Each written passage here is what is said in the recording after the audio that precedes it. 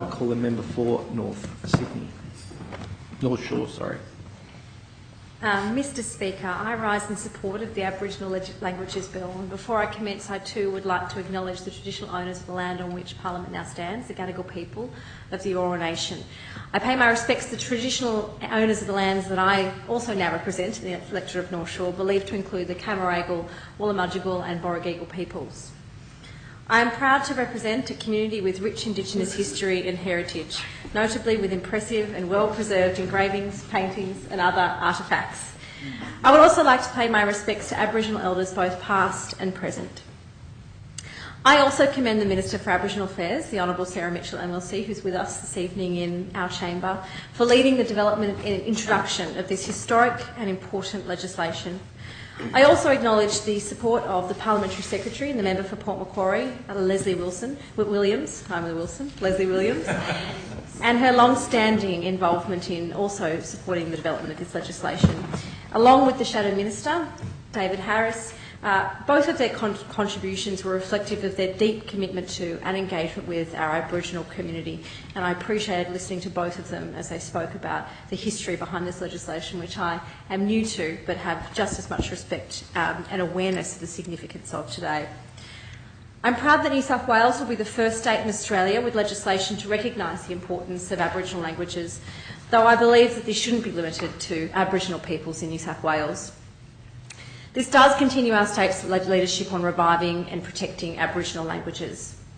I know that this legislation has been brought about after many decades of work by many people, and I am proud to play a small role in this last step and this historic legislation. I was particularly moved today when the message stick sitting on the table here was brought into the chamber. It's right that this symbol join us as we all commit to supporting Aboriginal people's custodianship and preservation of their languages. We know that about 1,800 people speak an estimated 35 original Aboriginal languages across New South Wales, with dozens of different dialects and varying levels of fluency. But we also know that for a very long time the speaking of Aboriginal languages was discouraged by institutions across our society, as was very ably articulated by the Shadow Minister, which has left its impact on generations of Aboriginal Australians.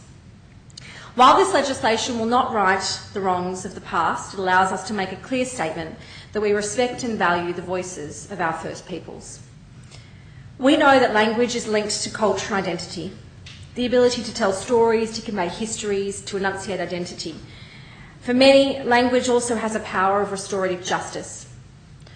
While this year marks 50 years since the landmark 1967 constitutional referendum recognising Indigenous Australians, we still have further to go to close the gap, which is why the government worked hand in hand with Aboriginal communities in New South Wales on this legislation.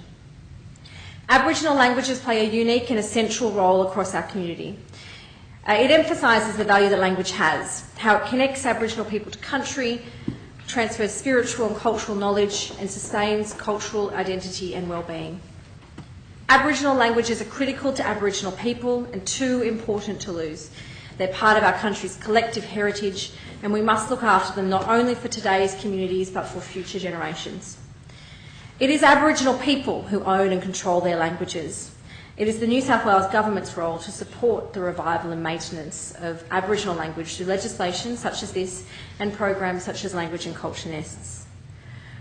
We know and we knew that to develop meaningful and effective legislation we must listen to Aboriginal people, which is why between May and August of this year our Department of Aboriginal Affairs held community conversations on the draft bill as 32 workshops in 16 locations across New South Wales in 2 rounds. The 16 locations were Lightning Ridge, Burke, Maruya, Wilcannia, Broken Hill, Dubbo, Wagga Wagga, Griffith, Dareton, Tamworth, Lismore, Coffs Harbour, Taree, Sydney, Mount Druitt and Moree. Independent facilitator Professor Jack Beatson facilitated the round 1 conversations and Mr Joe Borton-Dent was the independent scribe. The round 1 workshops commenced with a demonstration of local language and culture, including songs and storytelling, demonstration language classes and students telling their personal stories. Participants also spoke of the transformative effect of languages on them, their family and their community. The round 1 conversations attracted 269 participants and over 60 media items. There was strong support for legislation at the workshops and in the media coverage.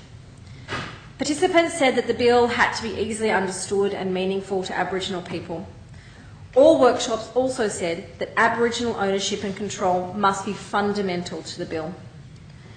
Professor Beatson documented these and other concerns and made a number of recommendations in his independent report on the Round 1 conversations. Aboriginal Affairs then held a second round of community conversations on the proposed changes to the draft bill. The Round 2 conversations attracted 108 participants, and Aboriginal Affairs also sought written submissions throughout the community consultation period.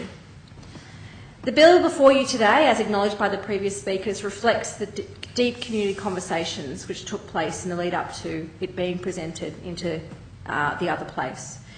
And those conversations will continue well after it becomes law this evening. I'm proud to be part of a government which is enacting another first for and with Aboriginal people.